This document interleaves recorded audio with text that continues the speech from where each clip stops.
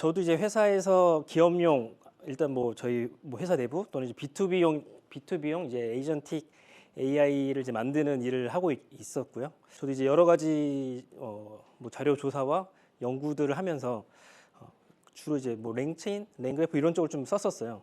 근데 김태형 대표님께서 또 이제 좋은 기회를 주셔서 크루 AI 쪽에 대해서 좀 보게 될 기회가 생겼고 참 이게 매력적인 프레임워크이다라는 걸 좀 느꼈습니다. 그래서 제가 느꼈던 것, 그러니까 오히려 제 네이티브 코드로 이런 워크플로우를 짜다가 랭그래프를 경험했고 그다음에 이제 크루 AI를 하면서 어떤 차이가 있는지 그렇게 느꼈던 점을 좀 공유 드리려고 합니다. 네, 저는 지금 온라인 커뮤니티 쪽 기업에서 엔지니어로 일을 하고 있고요. 데이터에 숨어 있는 인사이트를 찾아서 비즈니스에 기여하는 그런 일들을 좀 좋아합니다. 그래서 이번에 다룰 내용들은 LLM부터 에이전틱 AI까지 어떻게 흘러갔는지 그런 내용들을 앞에서 안 나왔던 내용들 위주로 좀 진행을 해보고 크루 AI가 무엇이고 왜 크루 AI를 써야 되는지 설명을 드리도록 하겠습니다. 먼저 이제 에이전트라는 거에 대한 사전적인 개념을 보면은 결국 대리인인 거죠. 그 어떤 일들을 이제 대신 해주는 사람이라는 거고, 뭐 이런 비즈니스에서 보면은 뭐 법률 대리인, 부동산 중개인, 여행사 뭔가 대리인, 비밀요원 이런 사람들을 다 저희가 에이전트라고 합니다. 그럼 AI 에이전트라는 거는 자율적인 도구를 이용해서 환경을 인식하고 목표 달성을 위해서 의사결정 및 행동을 하는 이런 소프트웨어라고 보면 될 것 같고요. 많은 기업들이 이 에이전트, AI 에이전트라는 개념들이 좀 다르잖아요. 근데 저는 여기서 핵심이 자율적이냐라는 게 중요할 것 같아요. 어떤 회사에서는 어떤 에이전트 워크플로우를 만들기 위한 하나의 수단으로 에이전트라고도 얘기하고 어디에서는 이런 것들을 자율적으로 하는 총칭해서 그런 것들을 AI 에이전트다 이렇게도 얘기를 하거든요. 그래서 그것도 이제 회사마다 다르고 이 뒤에서 어떻게 정의하는지를 다시 한번 얘기해 보도록 하겠습니다. 뭐 기존의 챗봇과 이제 AI 에이전트도 많이 좀 뭐가 다르지라고 했을 때도 여기서도 핵심적인 건 자율적이고 목표 지향적으로 계속 어떤 액션을 한다. 그게 제일 큰 차이인 것 같습니다. 이런 것 좀 많이 보신 거죠. 오케스트레이션 레이어, 모델, 도구 이런 것들이 있어야지 뭐 AI 에이전트다 이런 말들 항상 많이 하고 있고요. 이것도 뭐 보셨던 것처럼 구글에서 소개 나왔었던 자료이고요.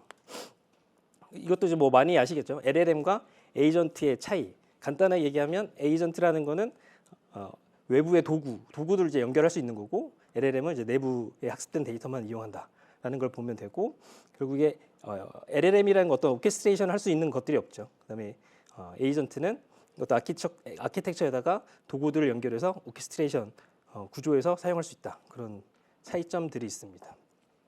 그래서 저희가 이제 LLM보다 에이전트를 써야 된다라는 건 이제 알게 됐는데 그 다음에 얘기 나오는 게 이제 싱글 에이전트와 또 멀티 에이전트 이런 두 가지 얘기를 합니다. 처음에 결국에 저희들이 예전에 했었던 거는 LLM 모델에다 바로 어떤 질문들을 했었죠. 거기에 대해서 답이 나왔었는데 문제는 그 학습된 이후의 데이터들에 대해서는 이 모델들이 LLM이 알 수 없었기 때문에 저희가 이제 툴이라는 걸 사용해서 그 이제 문제를 해결했었습니다. 근데 이것도 어느 정도 쓰다 보니까 결국에 한계가 나왔는데 너무 많은 툴들, 너무 많은 에이전트들이 결합을 해버리면 복잡해지고 복잡성이 커지고 그래서 원하는 결과가 안 나온다. 그런 이제 문제들이 이제 발생을 했었죠. 그래서 사용하는 방법이 이제 멀티 에이전트인 거죠. 이 크루 AI에서의 접근법이다라고 보시면 될 것 같아요. 이 크루 AI라는 거는 결국에 멀티 에이전트 프레임워크다라는 게 가장 큰 특징이고 아까도 여러 번 이제 나왔었죠. 그래서 이 멀티 에이전트라는 개념이 여러 가지 에이전트들을 이렇게 나눠서 이용을 하고 첫 번째는 리서처, 두 번째는 라이터 이런 식으로 각각의 에이전트들의 전문성을 가진 역할을 나눈다라는 거다라고 보시면 될 것 같습니다. 그리고 거기에 저희가 모델을 따로 할당할 수도 있죠. 뭐 리서처한테는 라마 모델 넣고 라이터한테는 GPT 모델 넣고 또 다른 도구들을 사용할 수도 있고 프롬프트들을 다르게 할당을 할 수 있습니다. 왜냐하면 각각의 에이전트의 역할들은 다 다르기 때문이죠. 그래서 이런 것들을 통해서 저희가 비용도 절감을 할 수 있고 상황에 따라서 이제 뭐 오픈된 뭐 모델을 쓸 수도 있기 때문에요. 그리고 상황에 맞는 도구들을 최적화해서 사용할 수 있다. 그리고 저희가 어떤 이 워크플로우를 고칠 때 전체적으로 고치는 게 아니라 이 리서치 쪽에 뭔가 부족하네라고 하면은 이 리서처와 관련된 툴을 고치든 프롬프트를 고쳐서 이쪽에 대한 성능만 높이면 되기 때문에 전체적인 어떤 구조를 바꿀 필요가 없고 우리가 문제가 있는 쪽에만 고칠 수 있다. 이런 것들이 이렇게 에이전트들을 나눴을 때의 장점이다라고 볼 수 있겠습니다. 이것도 이제 많이 보셨던 그림이죠. 저도 랭 그래프 쪽에 대해서 이 단계들을 쭉 진행하다 보면은 처음에 싱글 에이전트로 시작해서 뭐 네트워크, 슈퍼바이저, 그다음에 하이어키컬, 그다음에는 이제 커스텀까지 가게 됐습니다. 어떻게 보면 여기서 그 랭 그래프를 쓰시면서의 어떤 고민들이 시작되죠. 너무 복잡해지고 에이전트도 많고 툴도 많아져. 아까도 설명해 주셨던 거죠. 이걸 어떻게 우리 연결하지? 그런 고민들이 생길 때 한번 이제 찾아볼 수 있는 게 이제 크루 AI다라고 볼 수 있을 것 같아요. 하지만 여기서의 이 워크플로우가 좋은 거는 명확한 복잡한 작업이지만 그 뭐 어떤 꼴이 명확하다. 뭔가 하려 하는 게 명확하다라고 하면은 이 방법이 더 좋을 수도 있습니다. 그래서 여기서의 특징도 이 여러 가지 에이전트들이 협업하고 리플렉션 통해서 개선하고 동적으로 계획을 수립하고 통합할 수 있다. 이런 것들이 에이전틱 워크플로우의 특성이다라고 보시면 될 것 같습니다. 결국에 마지막에 에이전틱 AI라는 거는 좀 더 큰 개념인 거죠. 스스로 결정을 내리고 목표를 달성할 수 있는 자율 에이전트 기술이다라고 보면 될 것 같아요. 그래서 여러 가지 이런 항목들이 다 연계가 되어 있어야지 에이전틱 AI다. 그래서 저도 이번 자료를 준비하면서 이제 고민해봤던 건 뭐 LLM, 에이전틱 워크플로우, 에이전틱 AI가 다 다른 게 아니라 에이전틱 AI로 가는 다 과정이다라고 이렇게 좀 정리를 해봤습니다. 물론 여기서 워크플로우가 먼저냐, 에이전트가 먼저냐라는 게 이제 회사마다 약간씩 그 접근 방법이 다르다라고 보면 될 것 같아요. 이제 크루 AI라는 게 뭔지 다시 보면 크루라는 말 자체도 사람들이 긴밀히 같이 일하는 그룹들을 얘기하는 거죠. 어떤 목적을 위해서 어떤 목적을 위해서 같이 모여 있던 집단들이라고 생각하면 될 것 같고, 크루 AI의 정의를 보면은 자율적인 AI 에이전트를 조직하기 위한 프레임워크라고 보시면 될 것 같아요. 어떻게 보면 뭐 랭그래프 같은 거는 우리가 여러 가지 어떤 문제를 해결하기 위해서 그 각각의 태스크들을 연계했다라는 게 그 시작이다라고 하면은 이 크루 AI라는 거는 목적을 달성하기 위해서 에이전트들을 만들고 이거를 잘 조직하기 위한 것이 접근법이다라고 보시면 될 것 같아요. 그래서 각 에이전트들은 뭐 역할과 목표, 도구 이런 것들을 이제 가지고 있습니다. 그래서 이걸 뭐 랭그래프나 이런 쪽에서는 그걸 팀이다, 뭐 에이전트 팀 이렇게도 얘기를 하죠. 리서처 팀, 라이터 팀. 근데 여기서는 그거를 크루라는 이제 이름으로 사용하고 있습니다.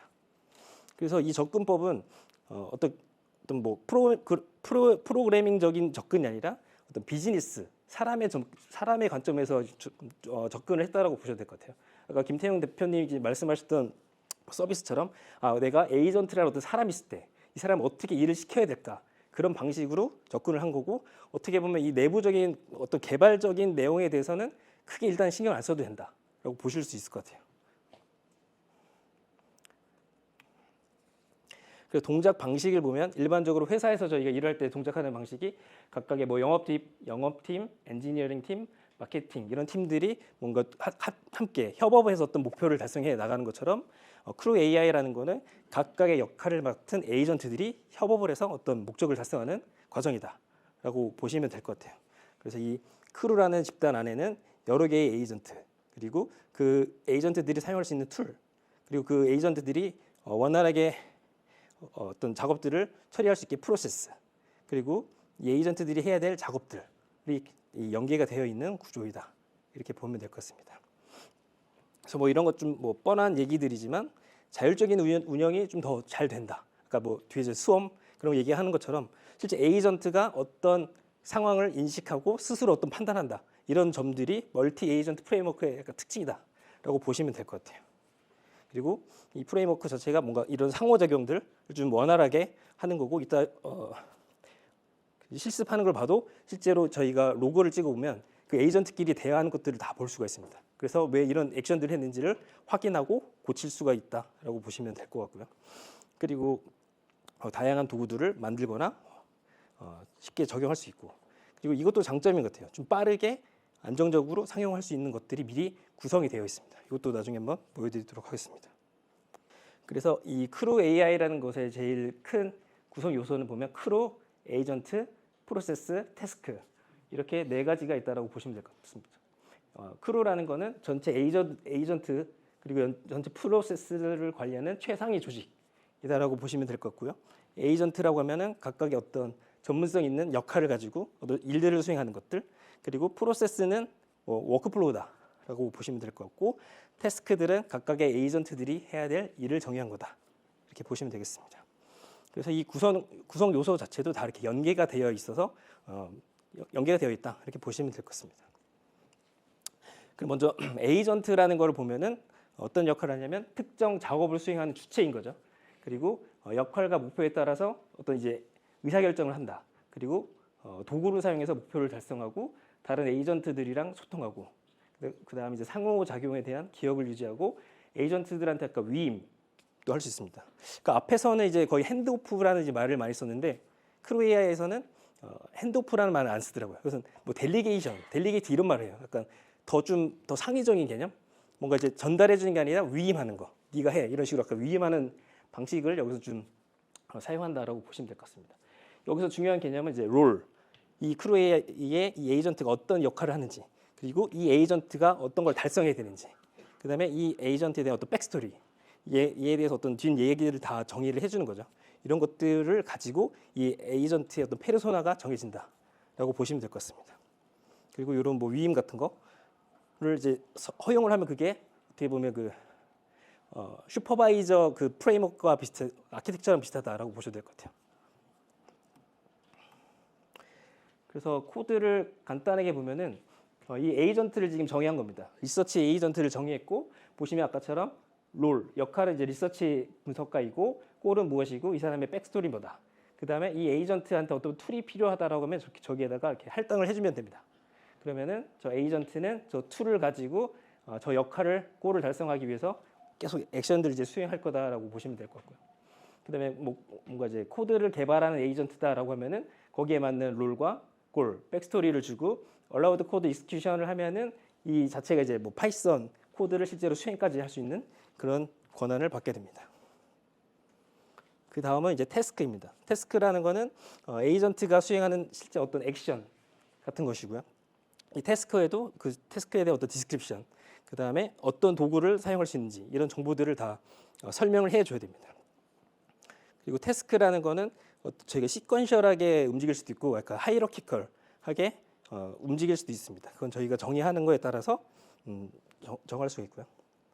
그래서 이 태스크에서 필요한 거는 디스크립션, 이 태스크가 무엇을 하기 위한 건지, 그리고 우리가 기대하는 아웃풋이 뭔지, 그게 어떤 뭐 또 보고서가 될 수도 있다, 아니면 그게 뭐 마크다운으로 나와야 된다, 뭐 이런 여러 가지 아웃풋에 대해서 설명을 할 수가 있습니다.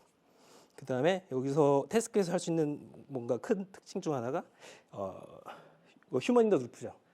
휴먼 인더 루프를 엄청 이제 간단하게 할 수가 있어요. 여기서 이 옵션 하나만 넣어줘서 true라고 하면은 바로 이 태스크에 대해서 사람들에 대한 피드백을 받아서 그 다음에 액션을 할 수가 있습니다.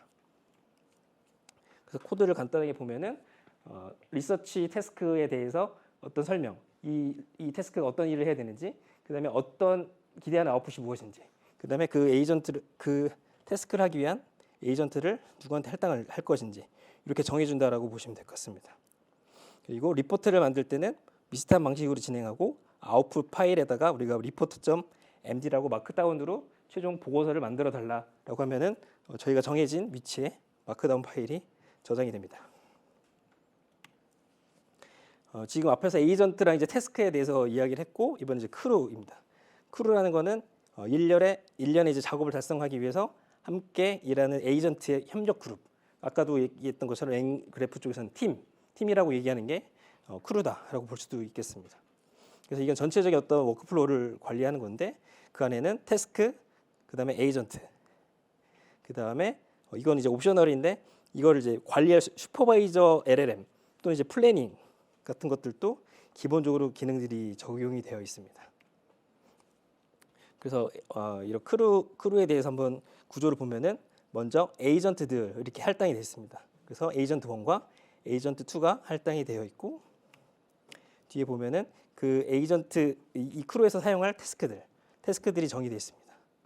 그 다음에 이 크루를 이제 정의할 때는 에이전트는 이 두 가지 에이전트가 있고 태스크는 이 두 가지가 있다. 그리고 이 프로세스는 시퀀셜하게 순서대로 진행한다라는 겁니다. 그러면은 이미 저희가 하나의 어떤 워크플로우를 개발을 끝낸 거예요. 뭐 한 페이지, 이 두 페이지만 해도 작업을 실제로 끝낸 거다라고 볼 수가 있겠습니다. 그다음에 이 코드를 실행하려면 이 crew.kickoff를 하면은 이 아웃풋 파일에 실제 결과 데이터가 담기게 됩니다. 네, 여기까지가 간단한 이제 설명이었고요. 이걸 한번 실습으로 보여드리도록 하겠습니다. 좀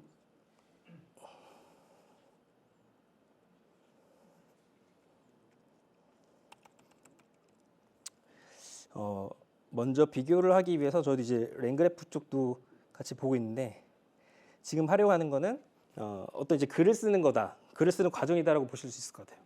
그래서 이 랭그래프를 이용했을 때 어떤 글을 쓰기 위해서 아웃라인을 잡고 거기에 대해서 저희가 어떤 자료를 조사하고 초안을 쓰고 그 초안에 대해서 저희가 한번 검토하고 부족한 부분을 다시 수정해서 최종적인 글을 쓰는 이런 워크플로우다라고 보시면 될 것 같아요.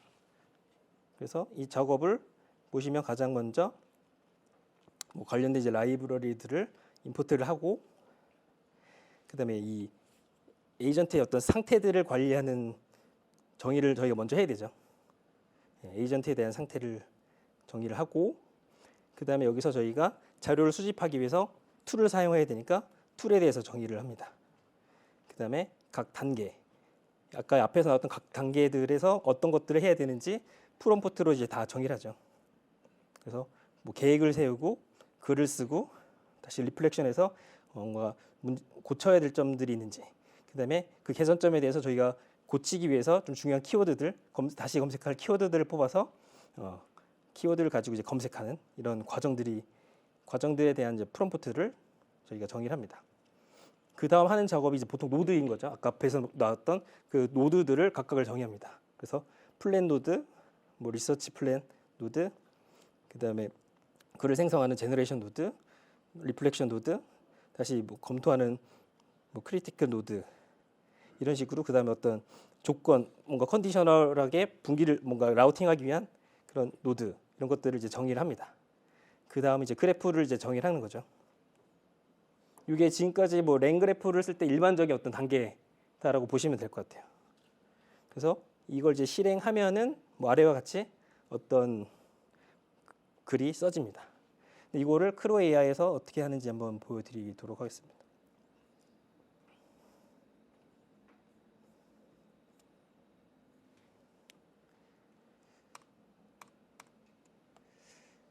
크로 AI에서 먼저 하는 거는 똑같이 뭐 키값 같은 것들을 이제 받아오고요.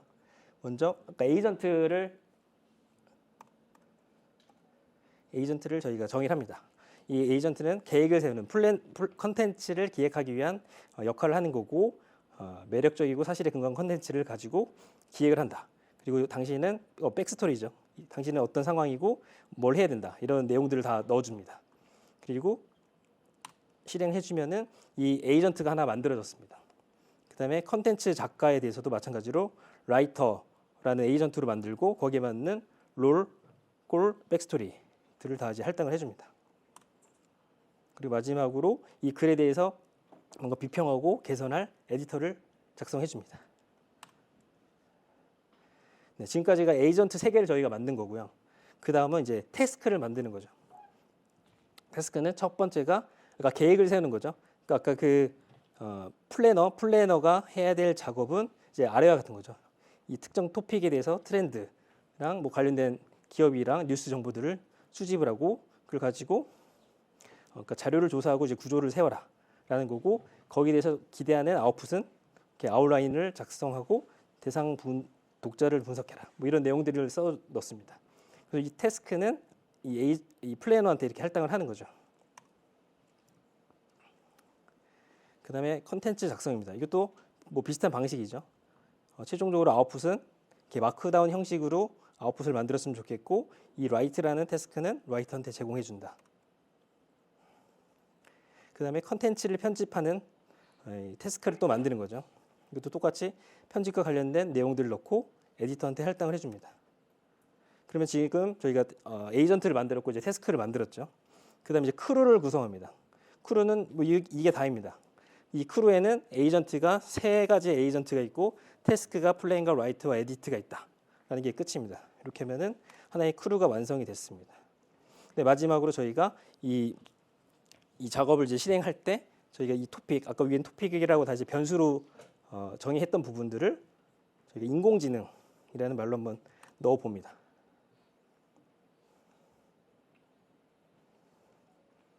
그러면 저희가 이 지금 로깅을 하기로 했기 때문에 이 컨텐츠 기획자가 먼저 어떤 태스크들을 해야 되는지 확인을 하고 그 작업들을 합니다. 그리고 그 결과를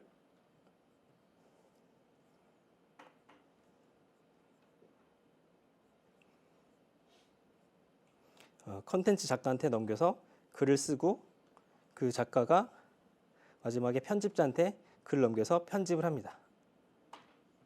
이 작업이 끝나면은 리절트라는 데 결과가 생기고요. 실제 실행을 해보면 다음과 같이 이 하나의 보고서가 만들어진다라고 보시면 될 것 같습니다. 예를 들어 여기다가 저희가 간단하게 이거를 뭐 영어로 뭐 일본어로 번역을 하고 싶다라고 하면은 뭐 이 세 군데만 이제 고치면 되겠죠. 여기다가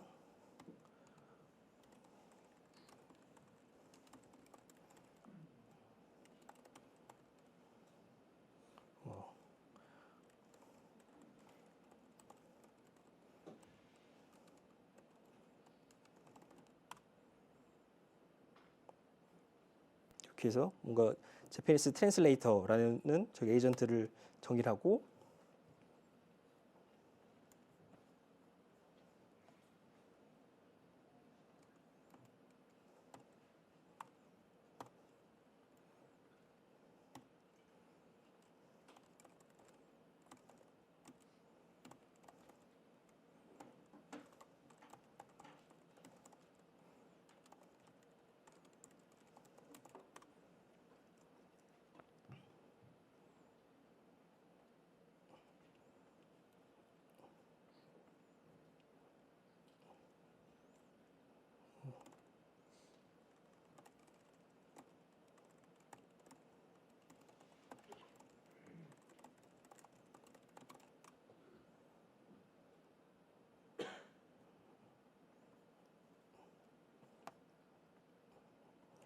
뭔가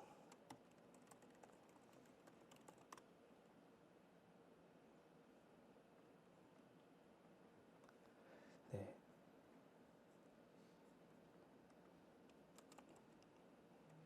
제대로 안 되네요.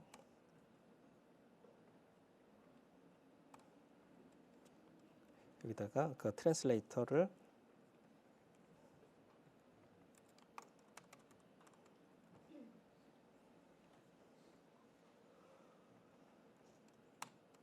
설정해 주고요.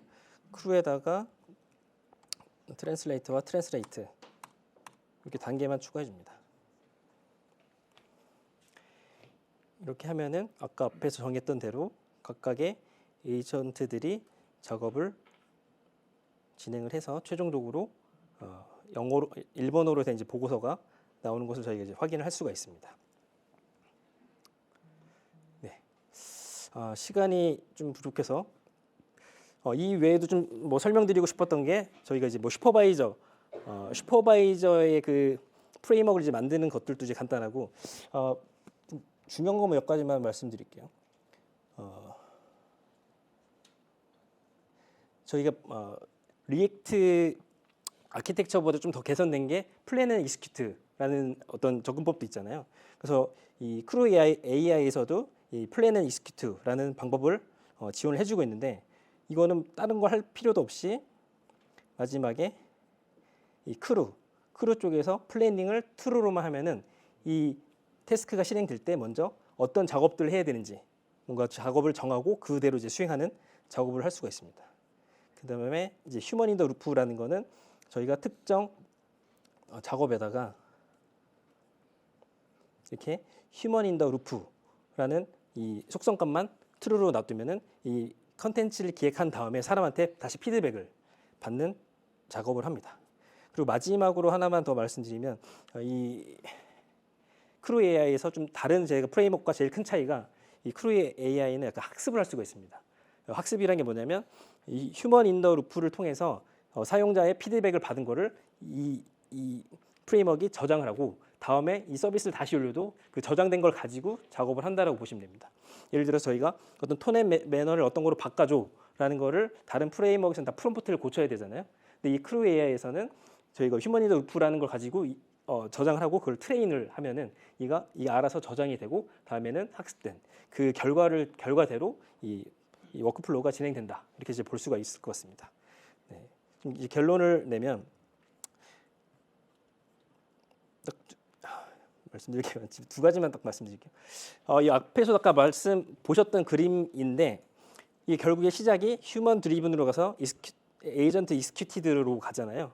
근데 제가 봤을 때 랭그래프라는 거는 결국에 어떤 휴먼 드리븐 뭔가 코딩으로 시작해서 점점 자율로 가는 방식이다라고 보시면 될 것 같고 크루 AI는 시작 자체가 멀티 에이전트 프레임워크로 시작해서 점점 구체적으로 사람들이 커스터마이징 할 수 있게 만들어주고 있다라고 볼 수가 있을 것 같습니다. 그래서 이게 이번에도 아까 수험이라는 게 나온 것처럼 더 자율적으로 에이전트가 판단할 수 있게 만든 거고 크루 AI는 이 플로우라는 기능을 제공해 줍니다. 이제 새로 이것도 만들어졌어요. 그러니까 랭그래프처럼 에이전트가 판단하는 것뿐만 아니라 사람이 직접 플로우를 정해서 작업을 할 수 있게도 만들어 줍니다.